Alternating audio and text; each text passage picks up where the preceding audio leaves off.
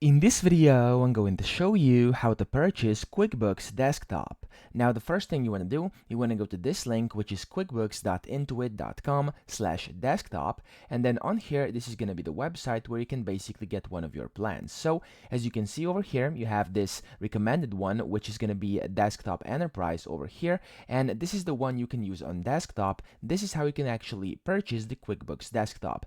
Now, the other ones are all QuickBooks Online options, as you can see over here. Now, of course, you can see everything you want about it over here. You can see everything that the plans offer. And then if you're actually ready to purchase your QuickBooks Desktop, you can simply click on Buy Now over here. And then you're going to be directed to a new website over here where you'll be able to see some more details. There we go. And then you can see it says which desktop enterprise features do you prefer, and then here you'll have to select if you want the gold one, the platinum, or the diamond, and then with whichever one you're happy with, you want to click on select, and then you have to put in the number of users, click on select again, and then you want to select if you want cloud access or local only.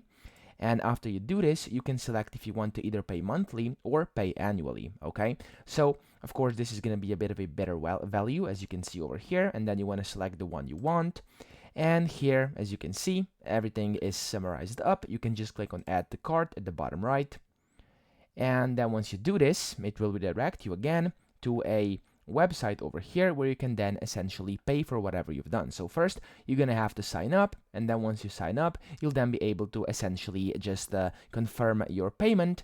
And after you do that, you'll be able to just start using your QuickBooks Desktop with you and your team in case that's what you're using it for. So that's pretty much it. I hope this video helped you out. If it did, please subscribe to the channel and help me out as well.